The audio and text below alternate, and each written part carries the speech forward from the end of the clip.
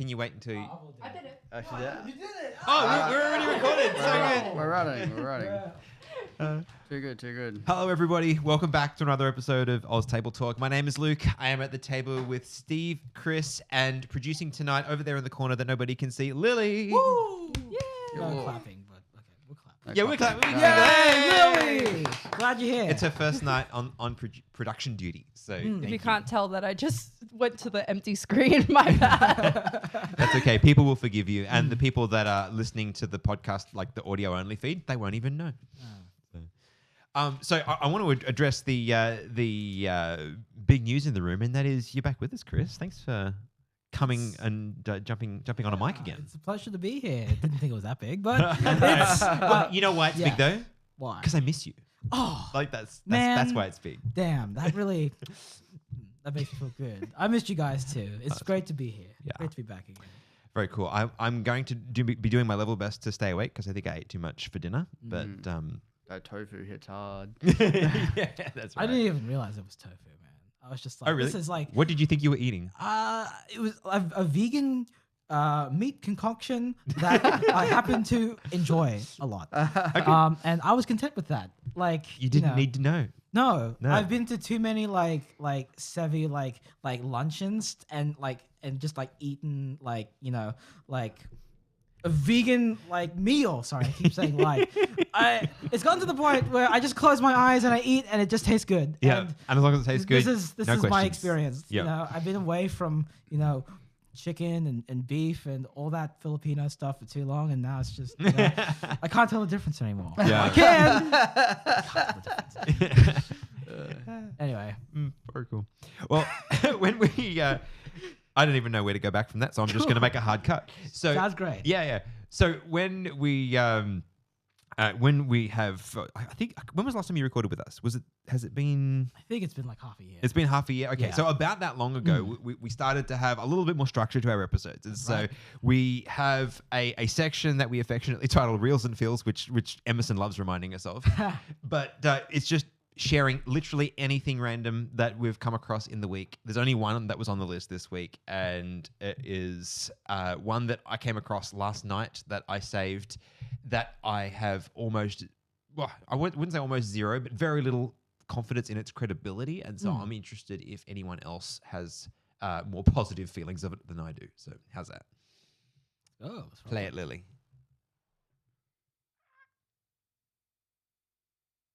Is the statue of Lot's wife. They found Lot's wife. Archaeological evidence confirms the Bible again, and the world is reeling. In a remote corner near the Dead Sea, something buried for millennia has just come to light, and it's sending shockwaves through science and religion alike. Even Tucker Carlson weighed in, calling it one of the strangest and most compelling discoveries of our time. Actual footage is now making the rounds online. But there might be something in that metaphor that could tell us more about the catastrophe itself. And experts are scrambling to explain what many believe confirms one of the Bible's most haunting stories. What was once dismissed as myth may now be standing tall in salt, staring straight into history. The forgotten city beneath the salt. Long before archaeologists brought cameras and excavation tools into the desert, the story of Lot's wife had already carved its way into human imagination. A woman fleeing a city on fire, warned not to look back, does exactly that and is frozen in time, transformed, according to scripture, into a pillar of salt. For centuries, people assumed it was symbolic, a moral tale to caution against longing for a sinful past. But what if it wasn't just symbolism? What if something physically remained? The cities of Sodom and Gomorrah were said to be so wicked that divine fire was their only cure. Ancient texts describe a sudden catastrophe, one so intense that it erased entire populations overnight. Smoke rising, land collapsing, and ash covering what used to be homes. It all sounds mythical, but the curious thing is, people have been searching for these lost cities since antiquity. Roman writers, Islamic geographers, and even 19th century Christian explorers all believed they could find remnants of this biblical disaster somewhere near the Dead Sea. And it makes sense. The region is one of the most geologically unique areas on Earth. It sits in a deep rift, the air is thick with minerals, and the land itself seems scorched and sunken. Near the southern basin, there's an eerie silence, broken only by wind rustling through crumbling cliffs made of salt and stone. Here, strange formations appear on the horizon, including a massive salt mountain known as Mount Sodom. Its name alone carries centuries of speculation, but it's what lies within and around that mountain that has attracted renewed interest. Not long ago, a new generation of researchers returned to this ancient terrain, not as religious pilgrims, but as forensic scientists, geologists, and archaeologists.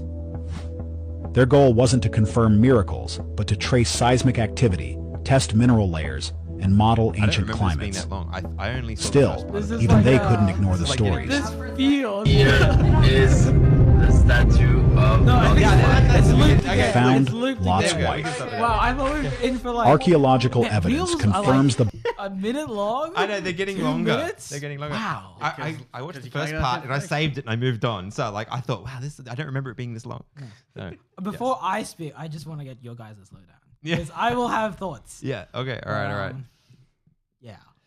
So for a start, the whole style of it, like immediately has like very low credibility. It sounds like AI, so I'm crying. Yeah. Well, it just sounds like every documentary from the 90s.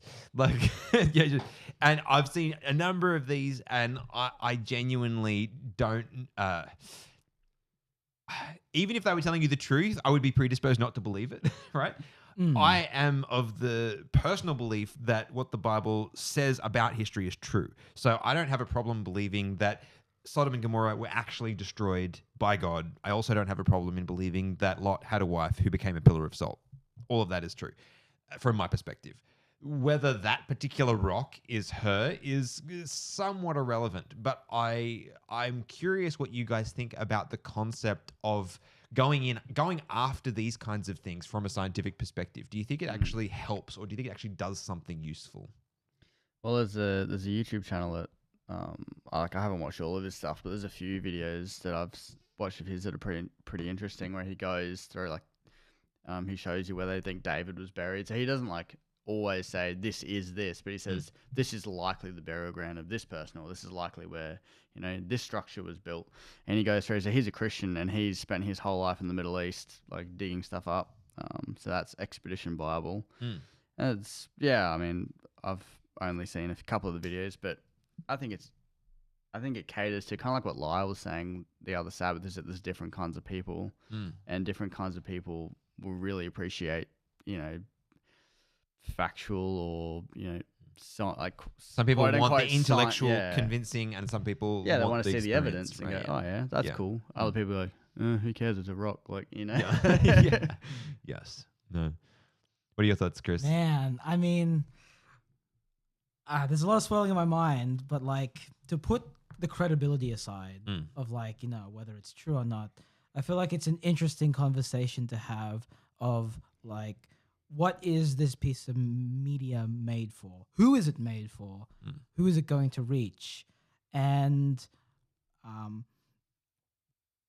maybe people might see this clip and feel good about proving the historicity of Lot's wife, or affirming the Bible. I don't want to be blunt, but it can feel really good to have that affirmation. But what would this do in terms of giving the gospel, or at least sending the message of the story of the Bible to other people? In terms of what it can do. In So their are you lives, saying impact them. what positive effect does it have on people who aren't already convinced? Exactly. Right. I think it only serves the people that are already familiar with the text. And then when we talk about actual the bare bones of this kind of information, it's also a little bit of a slippery slope, because then you're thinking, is this actually factual or historical? Is it even It's still useful? gonna last two Yeah. 2,500 years. Mm, Probably not. Yeah, and more. Yeah.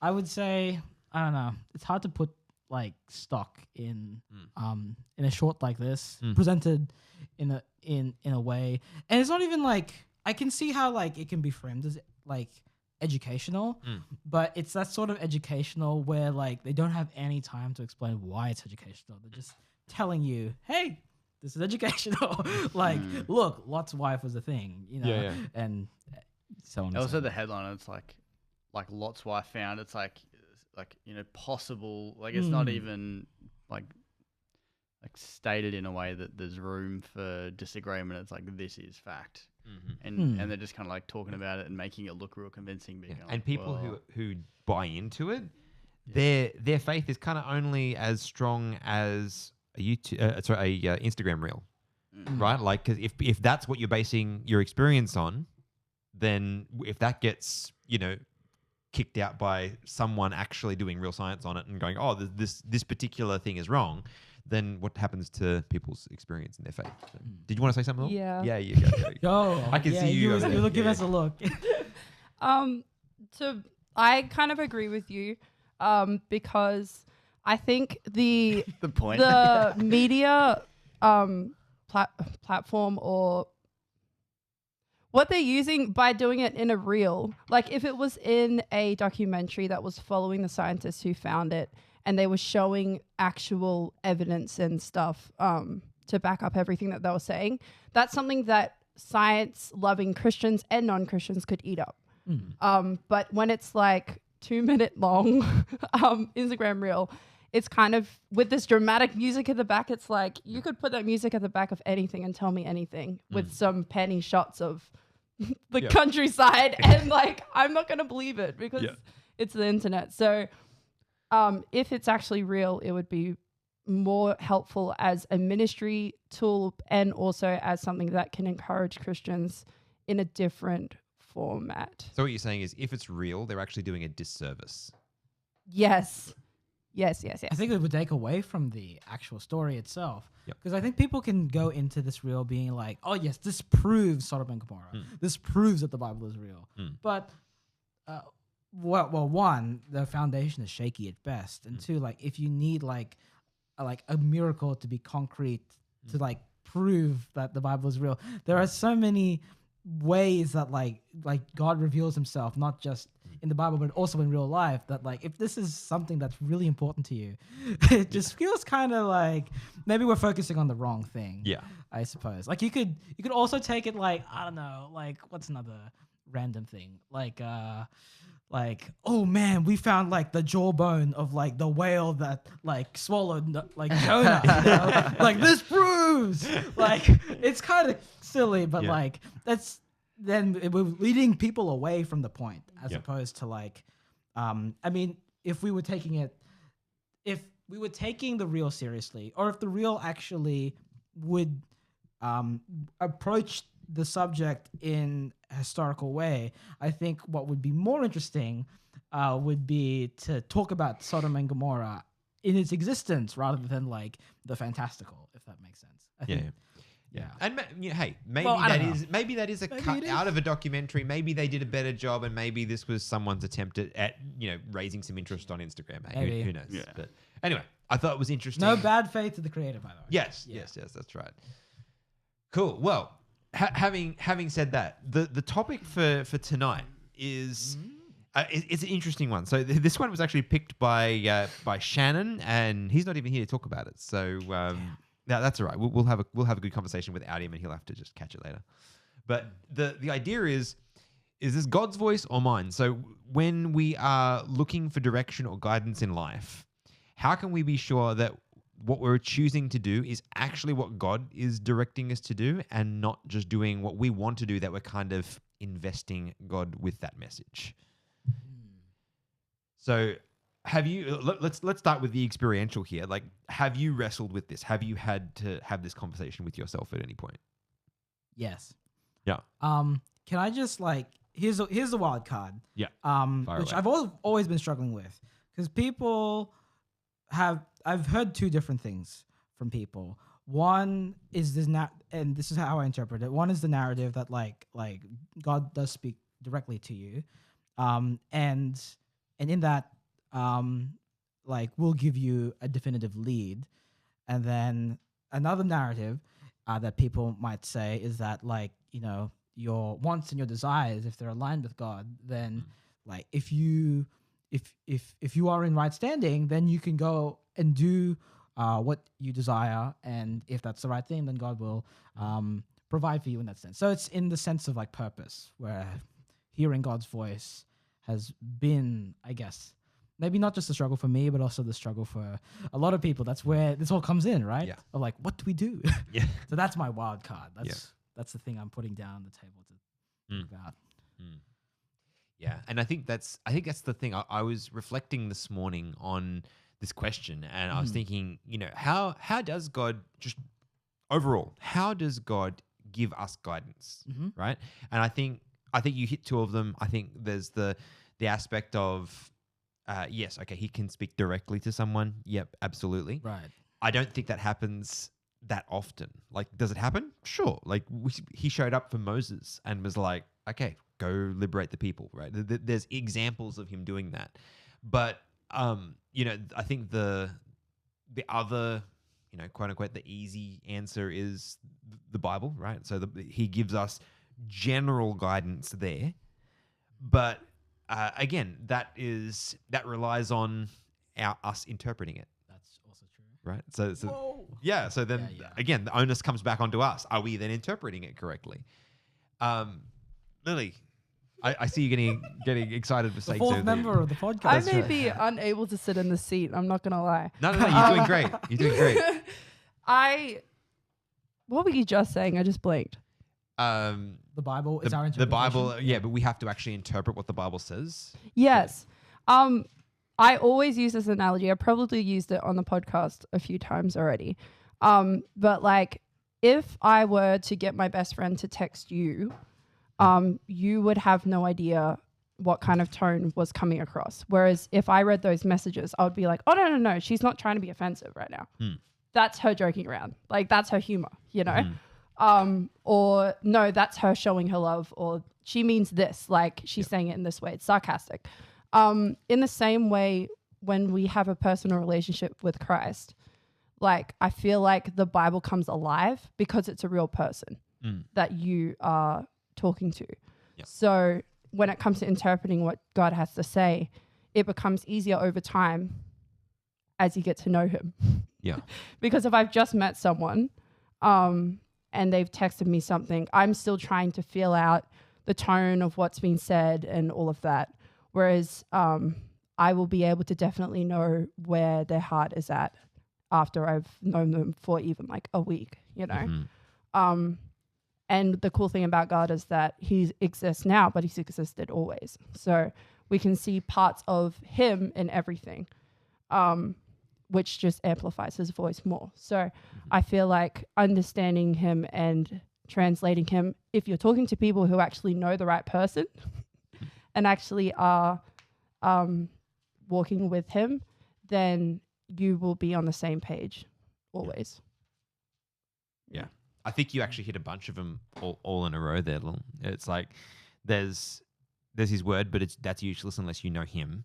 And so there's the word component, you know, like thy word is a lamp unto my feet and a light unto my path. You know, there's a bunch of scriptures that are around his word being where he guides us from.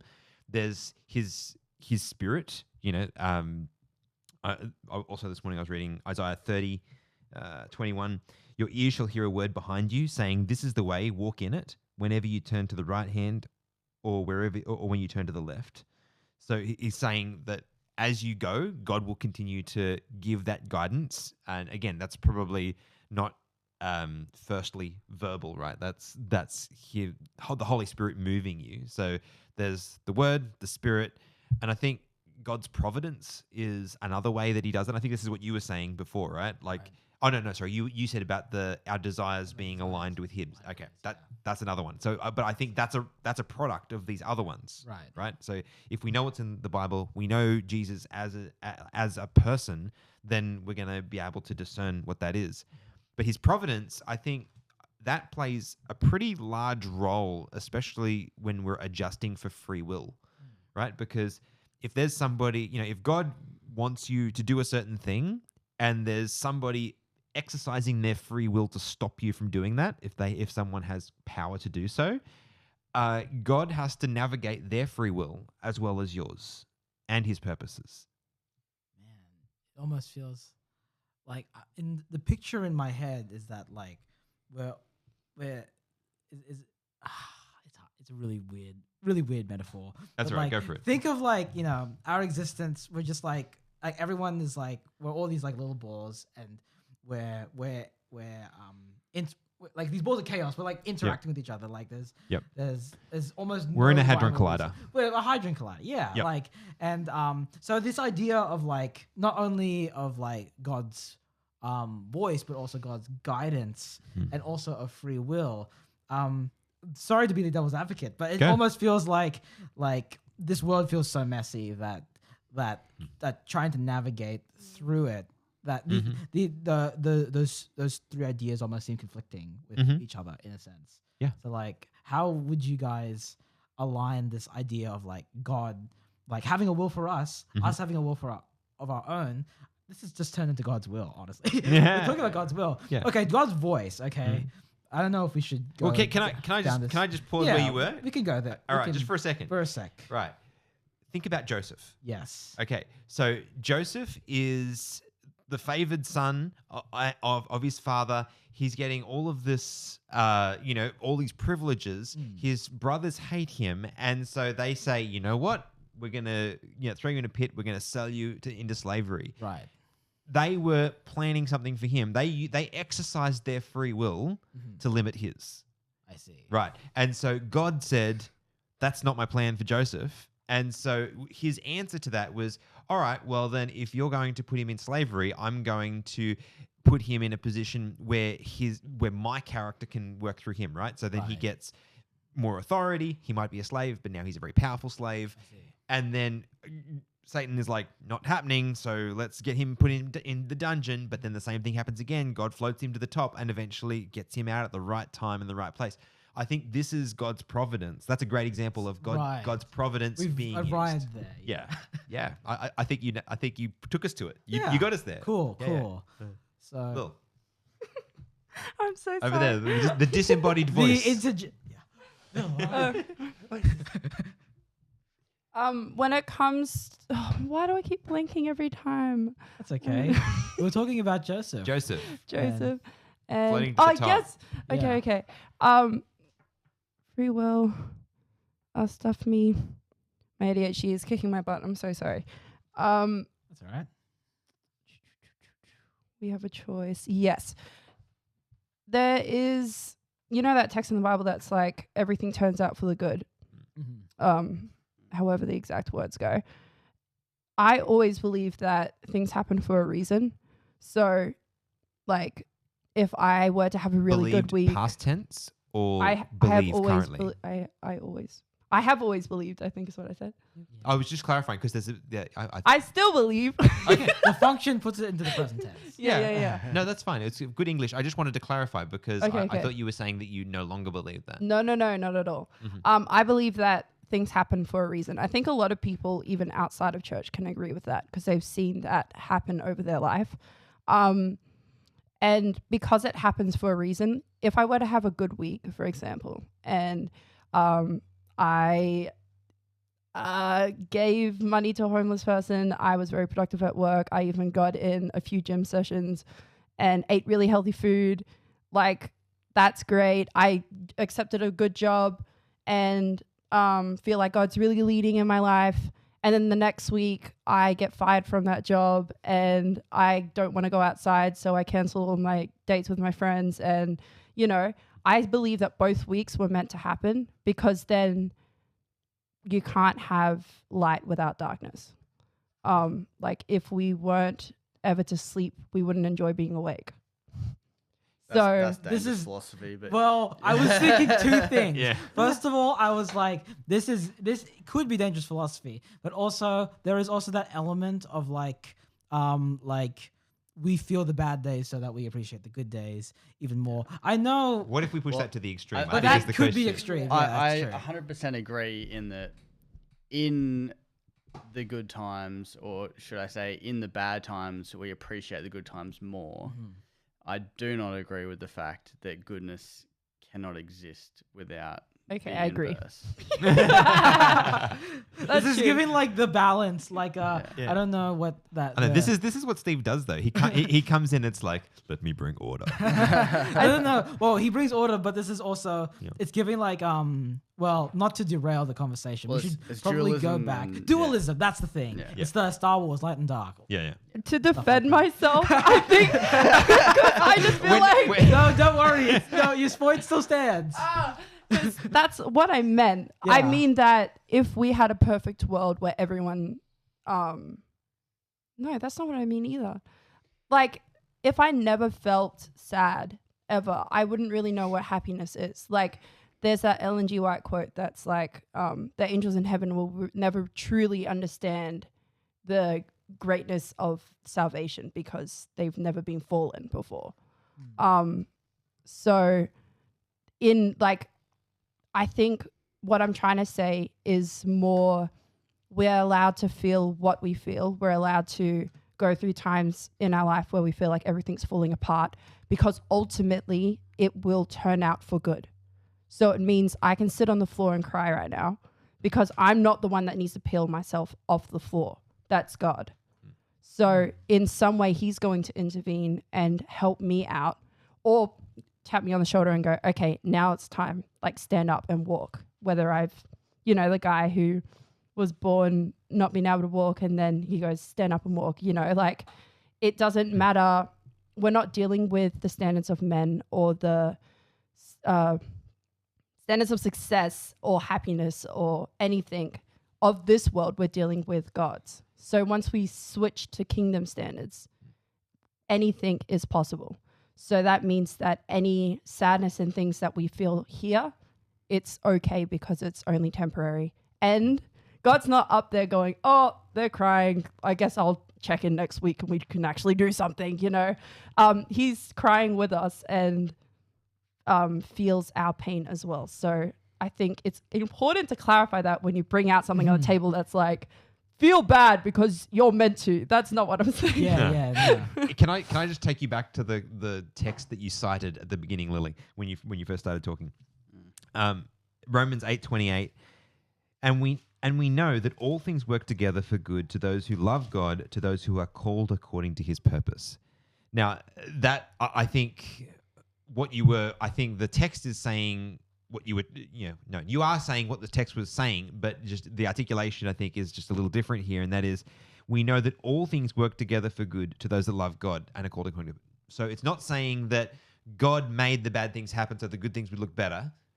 It is saying that it doesn't matter if bad things happen, God can use them for His glory. Like Yes. Joseph did. Like Joseph. Yes. I Perfect. hate to throw a curveball. Yep. But Throw it. something that's also been on my mind Mm. is that, and maybe this is not like I haven't been actively thinking about it, but like this is something that could also be introduced into it, which is this idea that like, to what Lil was saying, like, we can have those bad days, and then God can tap us on the shoulder and be just like, hey, it's okay. I'm here for you. Like I can fight for you. And so that we, as Christians, we can rely on God to bring us through those days. But number one, a lot of people don't have that experience. And number two, I think what people can say to that, like in an agnostic or like a secular sense, is that like this isn't God, like this is the human spirit, like this is our humanity, this is like our inner strength that is pulling us, like the human. It sounds really good, right? Like the human like spirit to achieve, the human spirit to pick itself back up even through hard times. Determination, like humanism, like progress, like, and I think that's a really slippery slope. So I think, here's my challenge. Like, okay, how are we supposed to tell? And if people are really living like this is like their humanity, like what could we say, like to say like, okay, actually though, this is God's intervention or not, like because this is something that that does confuse me Yep. sometimes, especially like being in therapy or something like that, Mhm. or like having to like make a change in your life that's significant and that is really difficult to do. Like, this is So, what? so are you yeah. saying when you see lots of bad things happening, how do we know whether it's just a bad thing or whether it's something God's going to use? Is that the question? That's one aspect of it, I think. Yeah. But also, I think in general, like when you are doing something, like what is that voice that tells you to move on? Like, is that like, should we, as Christians, should we just keep that subjective to everyone, or is there credence to be just like, oh yes, that was God, or like, no, that was you, you know? I think the lines can be blurry, but this is sorry. Yeah, I feel like I'm talking a lot. Steve, do you want to You have jump in here at thoughts? all? Yeah. I'm thinking. Yeah, Digesting. That's okay. I'm happy to keep talking. It's just like Yeah. I'm recognizing that I'm sort of volleying everything that's coming right now. No, that's right. Yeah, it's a tricky one. I think a few thoughts that come into my mind is that, and it's something that Lily said earlier too, is know like God's will versus our will, and I think that's a problem in itself too, and like in some of the worships Rach and I've been reading, as we've been going through, but is that we're supposed to be like God's will is supposed to be our will. There shouldn't be this separate. Like this battle almost. Yeah, they're like, like- oh, I want to do this, Yeah. but God says, like, Yeah, it I mean, shouldn't and be Paul like- says, the things that I want to do, I don't do them. The things that I don't want to do, I do. So Right. obviously, even for a very righteous, spiritual, someone who's in tune with what God wants for their lives, is still struggling with that. So I'm not saying that you're always going to get it right, and there's this ultimate nirvana state that you're going to reach that will be you always following God's will. But I think when we're aligned with God's will, and I think Luke had some interesting notes written on the board there saying like his spirit never contradicts his word. So I think knowing God's word also can inform the decisions and what we think we're hearing as well. Because we can go, well, I think I'm hearing God call me to do this. But you go, but I know that if I play this out, it's going to mean I'm going to have to prioritize work over my family, or I'm going to have to I'm going to end up pursuing money more than serving other people, like whatever it might be. But like I don't know. Yeah, I was going on that, but like there's a few principles that all flow on from that. What do you think, Luke? Yeah, I was going to say I just found a quote. This is from a book called Christ Object Lessons, and this always stuck in my head. This quote: "As the will of man cooperates with the will of God, it becomes omnipotent. Whatever is to be done at his command may be accomplished in his strength. All his biddings are enablings." And I think that first key of getting our will to align with God's will, and then what we want is what he wants anyway, and so of course it's going to happen. Yeah. Right? And it's true that sometimes human will cuts across God's will, and that's the whole great controversy. That's what's going on. But the way just to come back to what you were saying earlier, Chris, I think there are filters, right? Right. So if I'm faced with a decision, I'm going to run it through multiple filters. The first filter I generally will run it through is, does this go against anything I know of in Scripture? Right. And if it does, well, then that's an easy pass. It's kind of like, okay, well, it's clearly not what God wants for me. Yeah. If it passes that filter, then I pass it through the filter of his spirit or my experience. Like, okay, in everything that I know about God, from like his character of love, like whatever, does this pass that? Like, is this making me more loving? Is this making me more like him? And if it passes that, then I'm okay. It's through that filter. Then, and depending on how big the decision is, right? If I'm talking about if this is a big life decision, it passed those filters, then I'm going to be asking, well, is it something that okay, his people, I think, are another level to that. I'll talk to people that I respect and be like, okay, reason with me on this. Can you see any problems with this? And if that all happens and the opportunity is there, because I think providence is a big one. I think this is bigger actually than a lot of people realize. If the opportunity is there, there's a good chance that it's probably God's will if it doesn't conflict with any of the other things. So that's kind of and if it passes all those filters, I'm of the mind that it's much easier to change my mind later rather than just never make a decision. Yeah. Well, now that sounds to me like we almost it's almost because there's this barrier between us and God, like just not naturally, but like Mhm. just because inherently of who we are, and then having, and it's almost like it almost kind of sounds like that we're figuring out God's will as opposed to like hearing it from like up above or like getting a feeling about I'm led to do this. A lot of people can have like those kinds of experiences. And that's not to discredit theirs or to discredit yours. I just think that's really interesting in that, like, one, God's voice can speak different ways. Okay, no, hold on. Okay, yes, you can finish if you wish. I don't want to finish. You go. Okay, you all right, go. because I just had You this go. ding ding. Okay, I just had this. Yeah. Okay, speaking as someone who has children, Yes. I currently direct my children when needed. Right? This is a good thing for you. When they are 25, if they need me to do that, I did something wrong, right? So is it possible that God is in? It's not that God doesn't want to lead us. He's giving us all the tools, but he's intentionally not coming down and giving us the golden directive because he wants us to become mature believers ourselves. Like we're not like the Israelites anymore. Like Also, I wonder if you that go. breaks the rules of engagement. Yeah, true. So is it like rules of engagement. thinking a bigger picture? Mhm. So if Satan's like, no, you can't be doing that. Because I mean, if God keeps spawning in and being like, you do this, you do this, you do this, everyone will believe in God. Yep. Or there'd be like Right. far more deliberate. It feels like, like meddling, right? disobedience. No room Yeah. for faith. Yeah, to just be like, no, I'm blatantly. And I mean, it's kind of like what it was like just after the Garden of Eden, which is probably why they were so wicked, because they knew, like, they had the evidence of God. They had. It was rebellion. It wasn't just... It was blatant, like, nah, I'm doing what I want.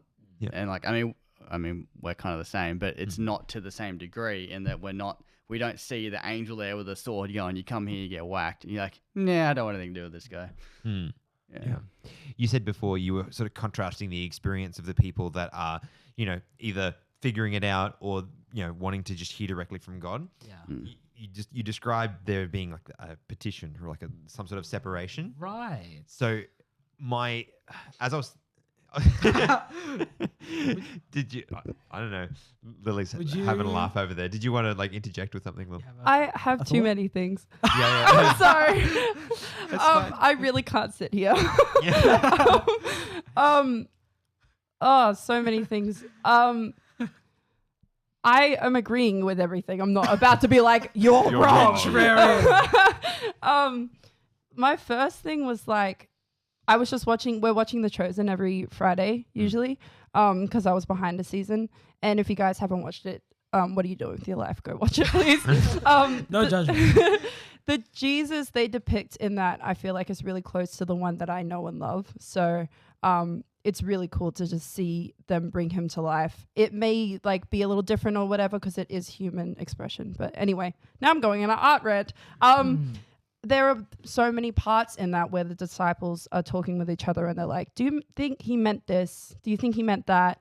And they turn to him and they go, he's right there. Just like ask him, like, why are you asking me?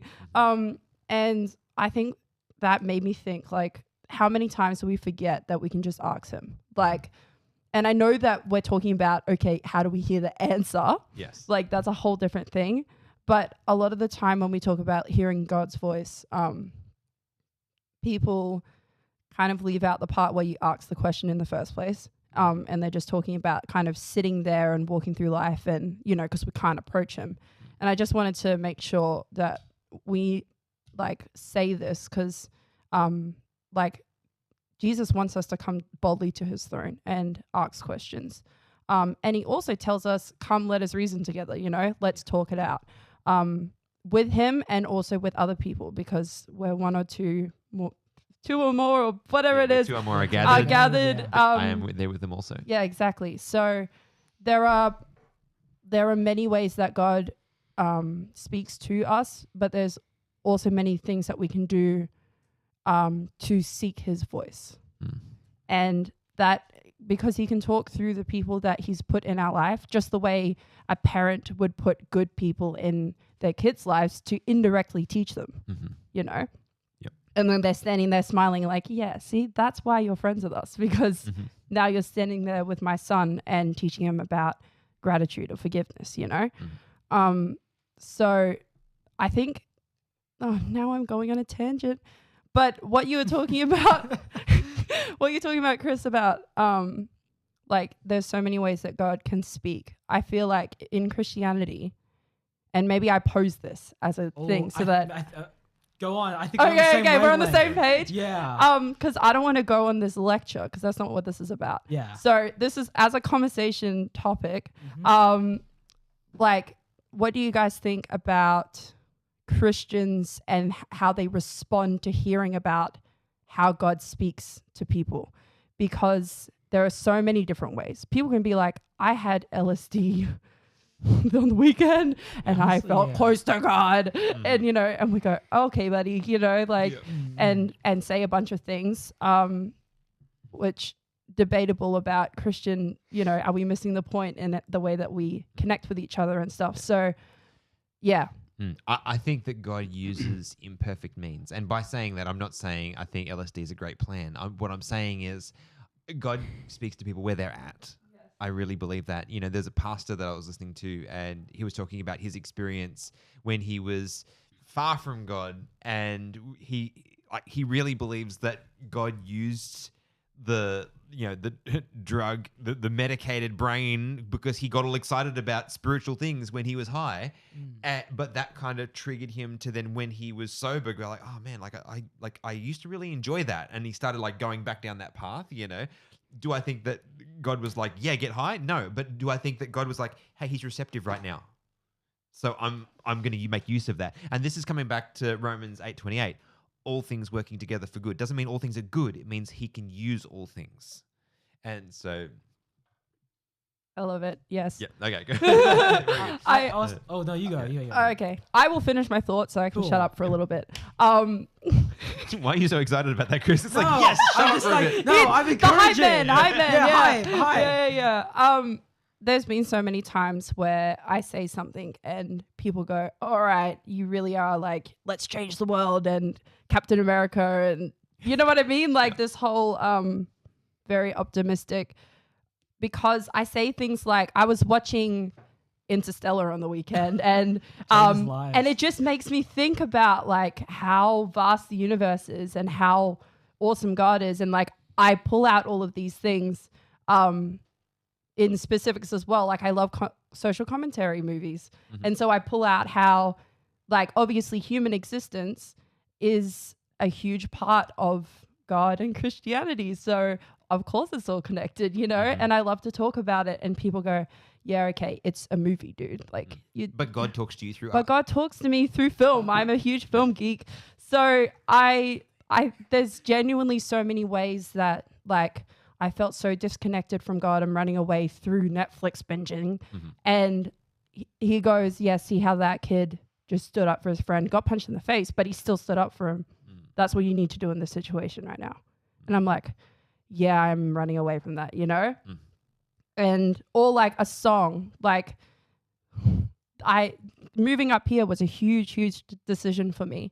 I only came here in January, and it was a huge like move out of home and in a very chaotic time of my life. And I remember driving in the car on the way back from a youth program, and that week had been insane. Like so much was on my mind, so many questions that I needed God to answer. And I was trying to listen to his voice, and he kind of said, all right, go like switch off your like hip hop and indie music and everything. Just turn it off for a sec and switch over to worship music, because that's going to feed your soul and help you be more receptive to me. And I was like, all right. And I switched it over, and I think it's Firm Foundations came on. I was bawling my eyes out. I don't cry. Like I almost have a problem of not crying, and I was bawling my eyes out. I was like, the bridge I think is like, I'm safe with you. The wind came, the rain came, the wind blew, but my heart was built on you. And it was just talking about Jesus being the safe place, you know? And I was in a time where I was angry at everything. I was angry at the world and my parents and my friends, and like there was a lot happening. People needed to get cut out of my life, and there needed to be a repositioning of my priorities and everything. And in all of that storm, the eye of the storm, God was telling me, I'm a safe place for all your worries and your and like whatever anger that you have in, because that's a sense of justice that you have. That's not a bad thing. So genuinely, so many different ways that God can speak through you. And I think we shouldn't discredit any of it. If anything, before we discredit, maybe bring it to God and check in with him, because he's probably just standing there like, yo, you're just out there spreading hate because you can't relate, when that's just not the way that I would tell you, because we're on a different page. We have a separate personal relationship. Can I be devil's advocate again? Yeah, go for it. Because as I'm listening to Lil, what pops into my mind are these. It's almost bigger than the scope of this conversation, to the point where it's like, okay, we're talking. This conversation's already been bigger than the scope of Yes, this conversation. okay, but like, if you would allow me to rise above, Go. There is this element of like, okay, we've discussed like, I mean, we're talking about it like the people who are listening to us right now are familiar, at least with like the workings of how like God speaks, not just through the Bible, but through other people's experiences. But what Lily's touching upon is almost like God speaking through the culture. And I think there is a lot of like, I wouldn't say controversy, but like people have so many opinions about that. I'm not saying I disagree, but I just know like, you know, you'll have like, I don't want to say any names actually. I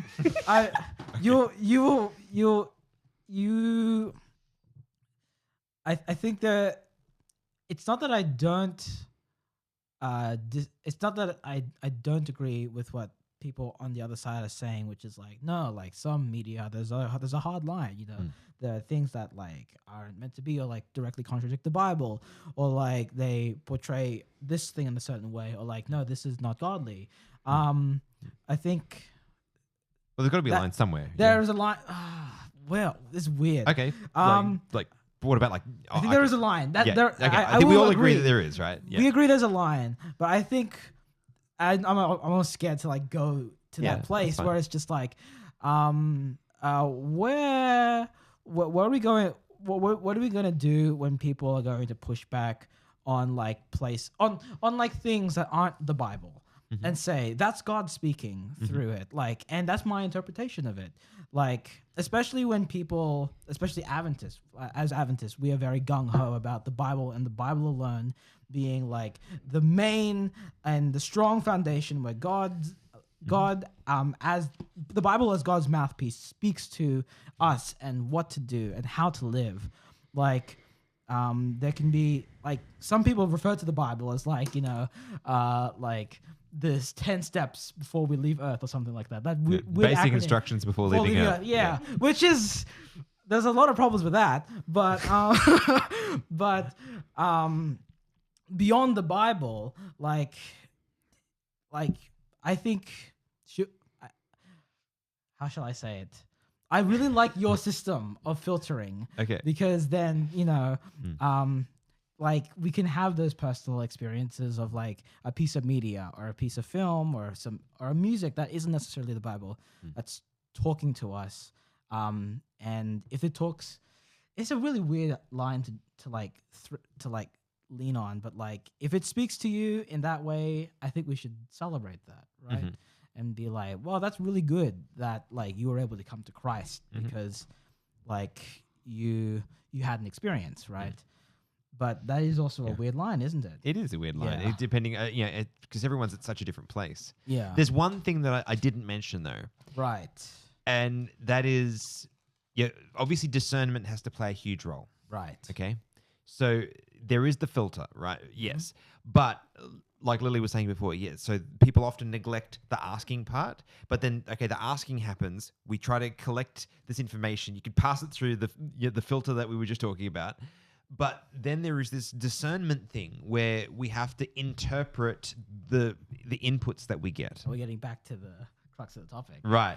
And so a question that I like to play with is, well, what gets in the way of that, right?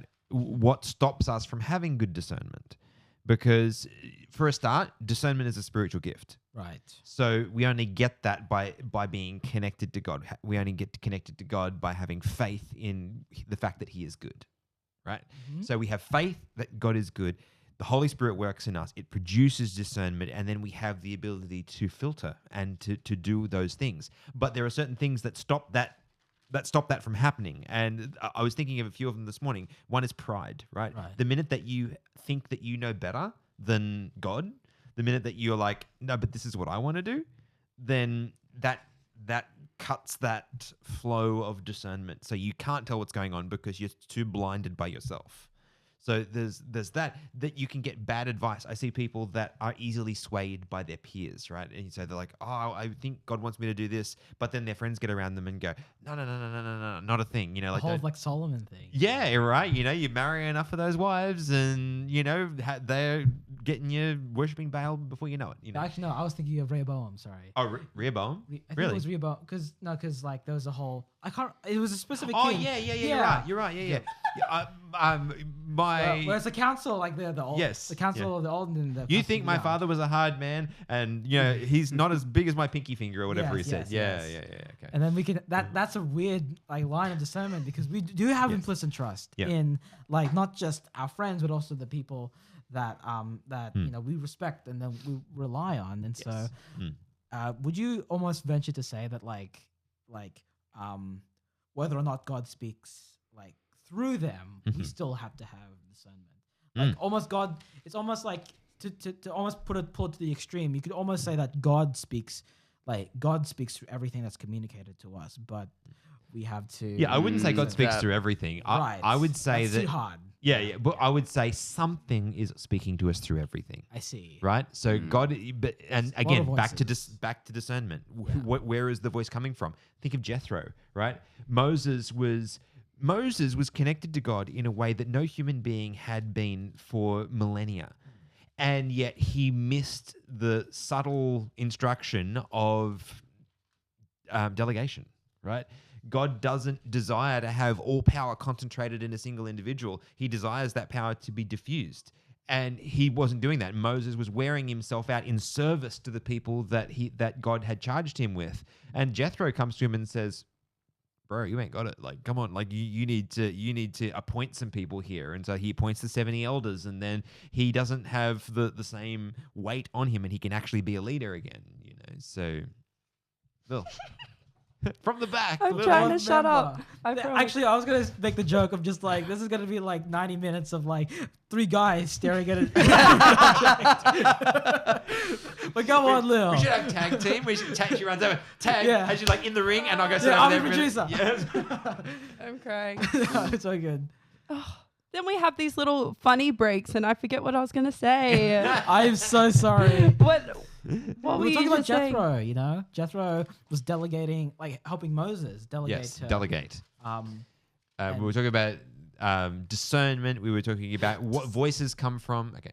Discernment. I just feel like we forget that it's a discernment. I guess you just said it. Like you don't have it unless you're in a personal relationship with Jesus. And that's because it's a conversation, no? Like, I think so many times as Christians, we're trying to find like the perfect, like to be perfect. We're trying to be perfect. Like we're trying to find, okay, we're down here on the Christian ladder. And then when we climb to a certain place, then God's gonna speak to us directly. yeah, Or just I guess so. to Like, be clear. yeah. Right. Well, it's like we will know what's right at all times. We will never mess up. That will never happen. This is a growth journey. Like, if you think about it, God is love, right? So when we walk with Christ, we're walking with love. We're learning the layers of his character or the layers of love. And the study of love or Christianity is infinite. Like you could just keep on going and going and going. Like it's justice. It's long suffering. It's unconditional when it's the right thing, you know? So to think of it as, oh yeah, one day I will be all knowing. is insane. We will always be making mistakes. So when it comes to understanding God's voice, I feel like people don't take a step of faith enough, because that's a huge aspect of Christianity and of love, is taking a step into a place where you don't really know what's going to happen, and basing it on the resources that you already have. Like you were saying, God gives you tools, God gives you people, and having that conversation and going, is this the right decision for me? And then going for it, and then realizing, oh, I was a leader at church, but I was a bit too, taking it all on, not balancing my life, not helping to delegate between people and using the church to strengthen me and to strengthen each other, or I was pretending to be okay when I wasn't okay. Like, I know so many burnt out, amazing people who, if they just, like I think of the early church, they were all being open with each other, I just imagine it was a time of going, yeah, this week sucked, but what are the things that we know about our God and the movement that he's creating, and how can we be a part of it, because that's going to fuel us, So there's so much pride involved with Christianity that I think needs to disappear and go away, because the whole point of Jesus is like, he's so humble. He was a rabbi, which he could have just taken that title and gone, okay, sick, I got the title, guys. Like, I'm a teacher now, people are following me. God. Yeah. And also I'm the son of God. So I'm going to sit on this chair. You guys can come to me, But he went to places where people are like, yo, God shouldn't be there, so he can't be God. Back to our film conversation. Do you know what I mean? Like they're like Mary Magdalene, like sitting with sinners, eating with them. He's building relationships with people. And my last thing that I wanted to say was about this journey of growth. A lot of the times we can take a snapshot and go, that person is right now, they are struggling to hear God's voice, and they're listening too much to their friends, That's a snapshot of their journey. We need to have faith in each other, rather than judge each other on this one little part of their journey, because God's plan for them is greater, and his limits, he doesn't have any, So understanding that we are all on a journey, and that would help the people who are trying to hear God's voice, and also the people who could be a channel for God to speak through. This is a very interesting thread into going into talking about like the role of God's voice in church. Like, we almost tend to think of like, I don't know if it's the same with you guys, but like there's this feeling of like when the pastor comes up, like that's when some people might think, oh, that's when God's speaking. Like this is what God ordained this, this human being to like to channel. He's standing that in the message. holy desk, Yes. and he is breaking forth the bread of life to us. Exactly. Yes. But I actually that kind of. That's very Catholic. Well, I don't have anything to say to that. I don't have experience. But what Lily was saying, like now I'm sort of recontextualizing, like actually what the role of not just a pastor, but also like a worship leader, like an elder, like what we're really doing is that like, okay, we're all human beings, we're all trying to hear God's voice, and it's always a struggle for everyone, and we come into church, ideally, we have to be honest with each other that maybe our weeks weren't so good, or like our days weren't so blessed. The week can be rough, and maybe we didn't even really hear God that week. And there's for me, when I'm going into church, there can almost be the sense of like, man, this week was really bad, but maybe when I hear the sermon, like maybe I'll hear God, or like maybe like I'll feel spiritually enlightened, And sometimes that feeling comes, and sometimes I'm just not like in it. I'm like I'm just disconnected. I'm thinking about something else. But I'm also realizing that I'm not being honest, like in the way that I'm presenting myself. Like, you come to church and you're dressed up. Everyone looks fine. Everyone feels fine. You go through Sabbath school and church and everything feels presentable. And then you have all these, and so I guess it's a really nice image, in my mind, of this ideal environment where, like, everyone at church is honest about It's a place where you Yeah. can find hope, but Yeah. also be real. yeah. Yeah. I think That's the ideal, right? Like that's not how We're all all churches human. operate, but Yeah, that's that's how true. it should operate. I'm not gonna make a statement like that, but I'll let you say that because I'm not confident in it. But I want to believe you. Yeah.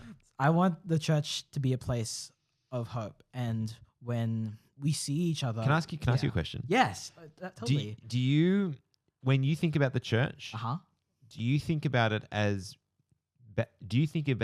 a separate entity to yourself? Regrettably, yes. Yeah. Because, well, my situation right now is that I'm not actually bound to a specific church. Mhm. Like, I've been You're floating. Well, I'm not floating like out of like just not committing, although that is a part of it too. Like, I'm technically, what I've been saying to people is that, oh, I'm playing the cello with this orchestra, and then we go all around to different churches. So really, like, I can't really like stick to one church all the time, although I will try to. And there are some weeks where I really don't feel like going to that same church that I go to, and seeing those same people, because I'm burdened about, like, well, I haven't been connected to God, and they're so much more connected to God than I am. This is a different conversation I know we're having, but like, It's a real conversation. it is. I guess it is. Yeah.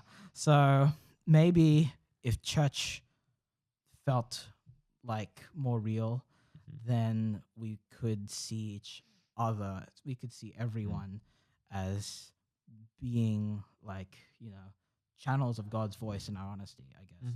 Or like even the sermon itself, it's really like, well, I go to Macrovat, and something that Zeddy Vidicak always likes to say is that, like this was a sermon to myself, and like I laugh when I hear that, but it's also like, yeah, I guess he is speaking. This is a message, not just for everyone, but it is to literally everyone, including the speaker itself, where, like, God is servicing everyone through that, and that could be the focal point of worship, that like we are coming into the space and allowing God to work through us, regardless of how we've been across the week. And I don't know, sounds lofty, maybe it's realistic, I don't know. Kind of cool. I think there's pockets Yes. of that. Yeah. Yeah, would you I've agree? been in a few. Uh-huh. Yeah, they exist. God's do. doing things out there, and I think a lot of the time it's in the places that people are going through things the hardest. Probably places that I can't reach, but I have been privileged to know a few places where that exists, and it's pretty cool and very powerful. You do feel like God's voice is being amplified because we're not pretending we're okay, because that was never biblical. So Do you feel like what we're doing tonight is church? yes, Arguably, I mean, so a part of me feels like we're not doing enough to make it feel like church, in the sense of, like, man, we're not really like doing. We like didn't the- have a 3 ham sandwich. We didn't. Well, there's that. Didn't have the special item in the middle either. Yeah. We didn't have. We didn't have two. We didn't. We only had one prayer. We didn't have two prayer. We didn't have three prayers. The first, and then the middle, and then the Yeah. benediction. Right. Because But Jesus had all of those when he was preaching on the Exactly. hillside, right? yes, yeah. yes. Yep. Man, we are very not connected. Yeah. At all. Mm. And I think the thing that actually gets me personally is that, like, sometimes I think maybe I'm not looking into the Bible as much, or like as the early Adventists were, like studiously being like every word and like line, and then seeing and digesting it and being like, what is God saying? Like, I've been in that position where, and now I would admit I'm a little disillusioned, where I'm like, I'm focusing so much on a text, and I'm racking my brain being like, what is God saying? What is God saying? What is God saying? What am I doing? What does he want me to do in this? And that didn't feel, I guess, like worship to me, almost in the sense that this does feel in a sense like worship Yeah. because we're talking about God. This is Yeah. where I get this is where church happens for me. I like going to see. church. Mhm. I appreciate our church. I love the Yeah. people that are there. But I don't put the weight of spiritual infilling on Pastor Mark. Right? To me, this is where that happens because catching up with you and you, this is where is that church. happens for me. This is church. Yeah. This looks a lot more like the church that Peter and James and Thaddeus would have had compared to the church that we know. Or even today. Jesus, he was preaching on a hill. Yeah, they moved from house to house. picnicking. Yeah. right? Yeah. And Yeah, he yeah. just started talking, and then they were like, okay, let's eat. Like, Yeah. that there is no first, second, and third Mhm. prayer. It was just Yep. from the heart. Yeah. Yeah. And so this is kind of my point. If you're feeling disillusioned with church, as in the program, Yeah. you can be disillusioned with the program, Yeah. but don't let it be like don't conflate that with actual worship. Right. Right. Worship can occur there, Okay. but it's not in the isolation. program is a medium. It's like the church is like Yeah. the building. Yeah. Sorry, Steve. I feel like you've got a lot of like flippy things folded into your Bible. Steve, stand on the soapbox. It's your time to shine. You're you're ready, Yes. ready to drop bombs. I had a small thought that I thought I'd flip the script slightly in that we keep so far we've been talking about how do we hear the voice of God, and I just wanted to pose the opposite question: is how do we be the voice of God? Which It's more of an extension, not on the flip, but like I get what you're saying. yeah. All right. Because I was thinking about like a few things that you guys have been saying, and so famous verse in James, you guys probably all know it. But therefore, to him who knows to do good and does not do it, to him it is sin. So I think we want to hear this voice. We want to have this clear path, but like we know, and like you think about the Israelites, like they had the cloud going before them, right? They knew that follow the cloud, like simple instruction, follow the cloud.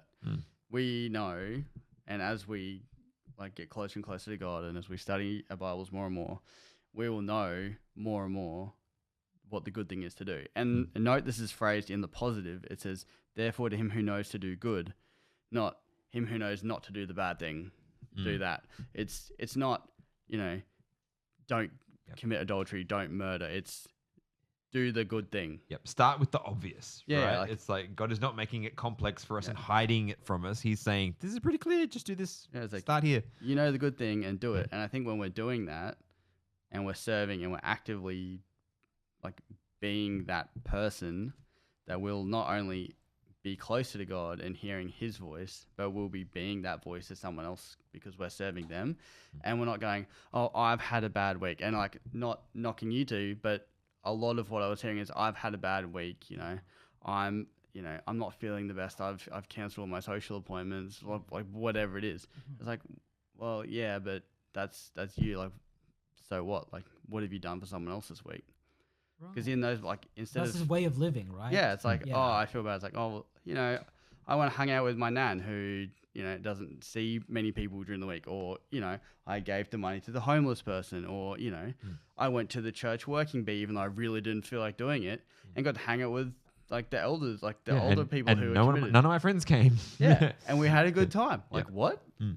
And we've been studying Ezekiel, so my mind keeps going back to it at the moment with the teens.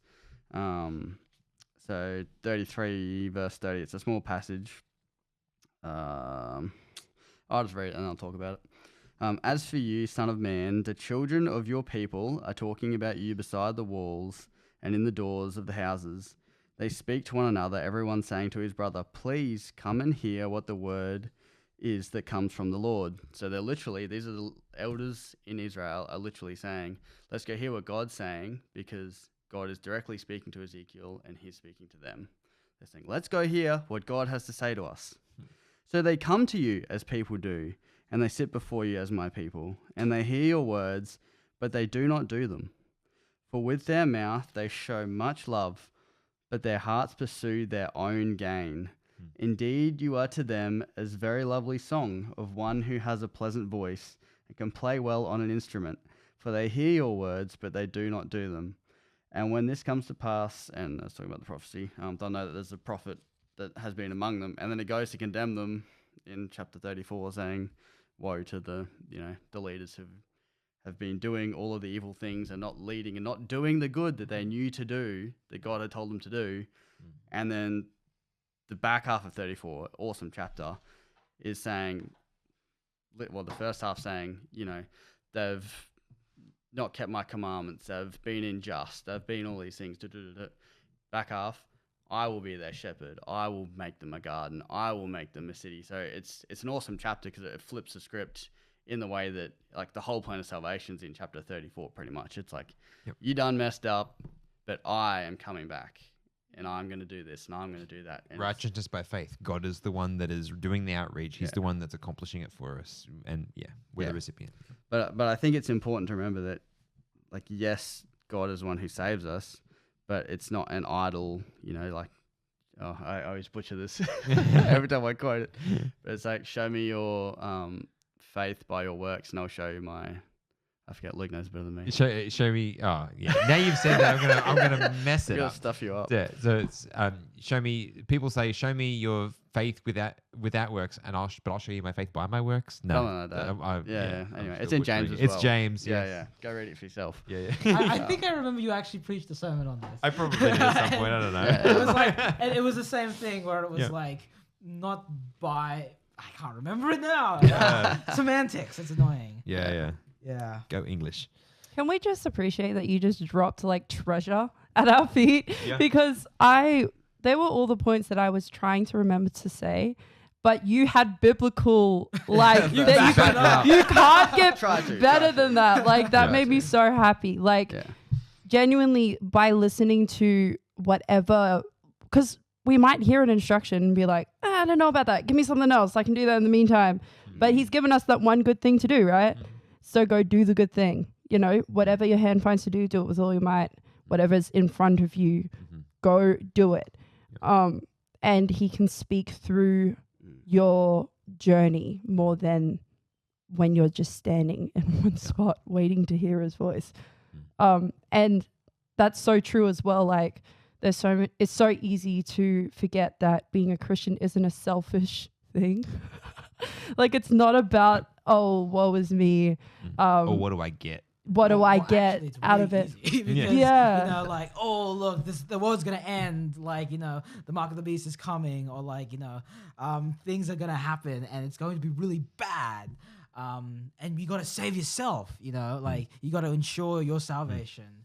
And I think when it can get scary like that, like, you can almost, like, focus, like, on yourself rather than, like, who we're doing this for, which is like people who we haven't been able to reach, people who don't know Christ, people like who there's just no. Yeah. I'm not sure if this is controversial to say or not, but I would go so far as to say that if anybody is a Christian because they're trying to avoid hell, or if anybody is a Christian because they're trying to get to heaven, they're both doing it for the wrong reasons. Yes. Clock it. Yeah. I'm telling you. Yes. Like, That's it. Going into the Instagram reels. Yeah.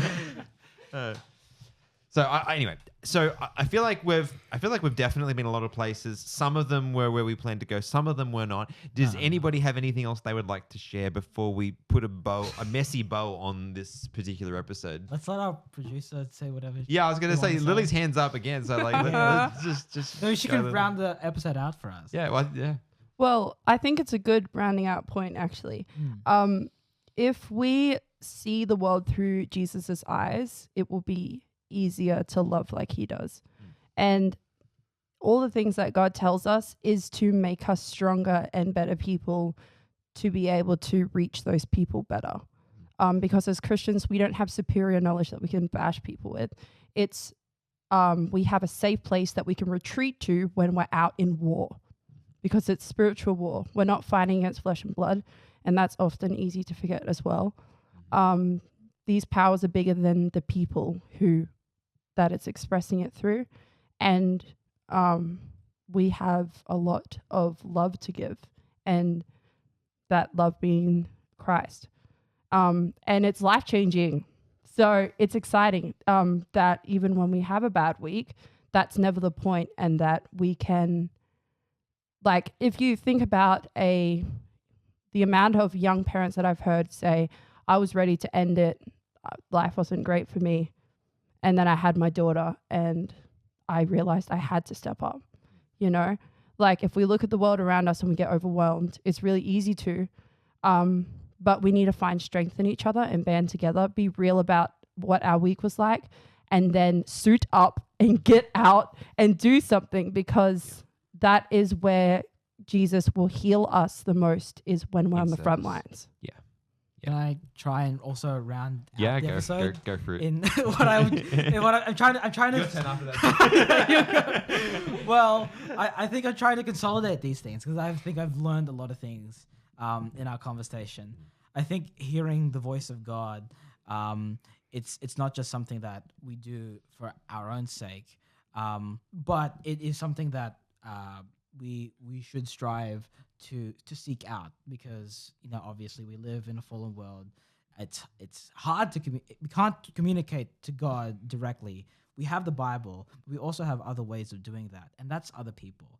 And so we had talked a lot about a ton of different points tonight, but the thing that's sticking out to me is that, like, when it comes to our role as Christians, or how we interact with the world, we're interfacing with God as a friend, as God, as our savior, but we are also interfacing with other people. It's always been about, we are connected to God, but in turn, we not only share God, but we also share ourselves with other people. And if we lose sight of that, then, we're going to be either living life confused, so we don't hear the voice of God, or maybe we're so internally focused that we're in church and, we don't get a spiritual experience, or we miss out on the spiritual experience that's there because we're so focused on what we can gain that we're not servicing other people.